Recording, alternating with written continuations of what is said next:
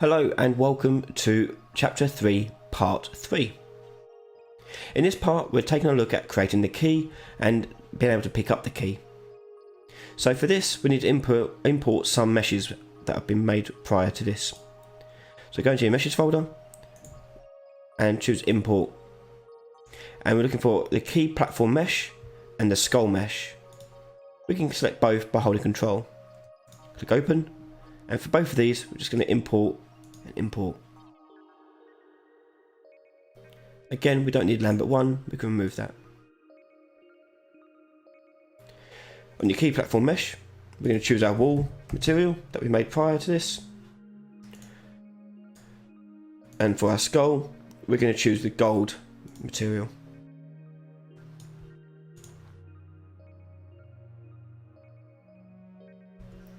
So the way it's going to work is that we're going to have these key platforms in a level where the key will sit.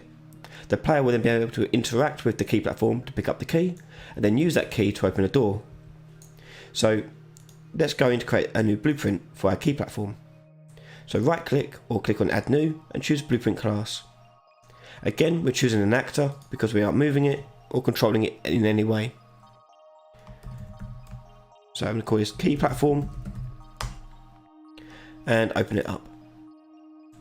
This thing's going to require a static mesh in the component list, and we'll call this one platform mesh. And in our right hand options for our details, we're going to choose the key platform mesh, like so. Click compile, and we need to add a box collision to this for a trigger volume. So box collision, and call it trigger volume.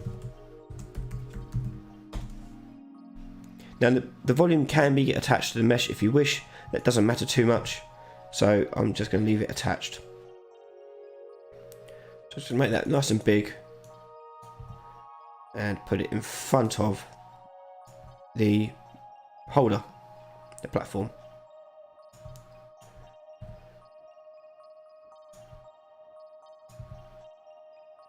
I think that'll do, and click compile. We're now going to go to the event graph.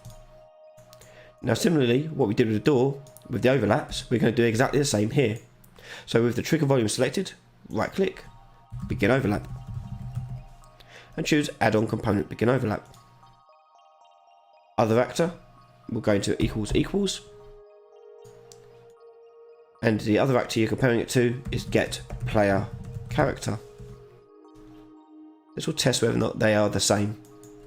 If they are, they'll go into a branch and output true. On the true, we're going to enable input,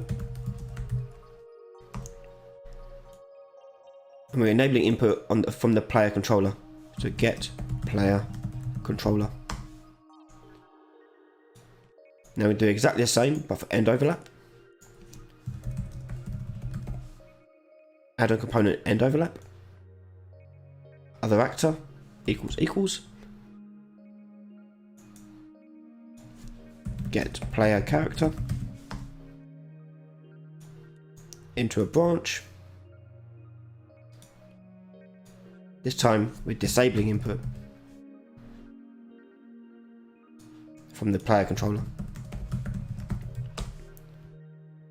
Now we need to disable input because we don't want to be able to also interact with this from across the map. So we need to make sure we turn that off.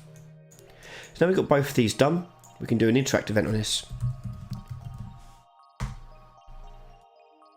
An interact event will pick up the key. So the key will appear above the platform mesh. So for that we need to make another static mesh for this. So go add component, static mesh,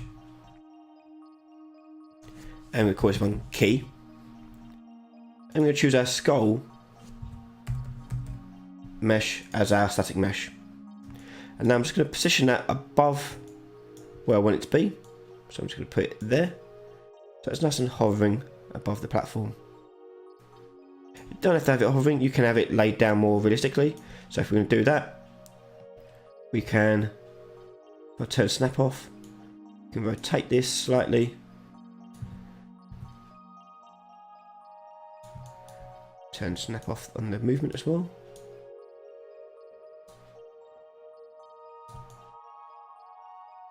like so.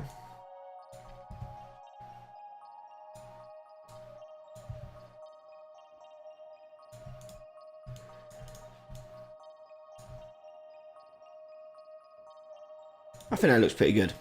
Leave that as is. So there's our key static mesh. So back on my event graph, when I interact with this, I'm going to tell this key mesh to disappear. So I'm pressed, we're going to drag the key out, and from key, we're going to drag this out and check whether it still is valid. Now what that means is that it's going to check whether or not the key is still there. We don't want to tell it to delete something that doesn't exist. So this is valid node, which is the one with the question mark. It's going to check whether this static mesh is still valid, still a valid option for us. If it is valid, we want to destroy it.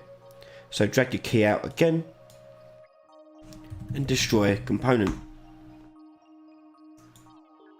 That'll do for now. We will get to the point where we add the key to the player in the next part. Click compile, and we want to now test this out. So I'm going to place my key platform here at the end of my level here. If I turn snap back on.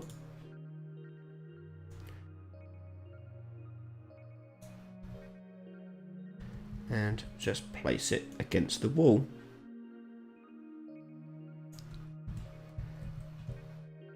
There we have it.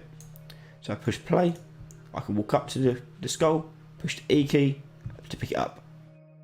And that's all there is to it. So now we've got the key picked up, or destroyed rather, we now need to tell it that it's actually attached to the player. So the player has now actually picked up the key. So then we can do a check on the door to tell it to open. So that's what we'll do in the next part. So join us in part 4, where we'll be adding the key to the player. Thank you very much for watching this episode. If you like what I do and you want to see more content before anyone else, please consider supporting me for at least $1 over on patreon.com/RyanLaley. For just $1, you can get access to all these videos early before anyone else, sometimes well ahead of anyone else. And I'll take this moment to say a big thank you for all my supporters so far in supporting me in making this channel content. Wouldn't be doing this without you guys, so a big thank you to all of you. Thanks very much for watching, and I'll see you all next time. Bye bye.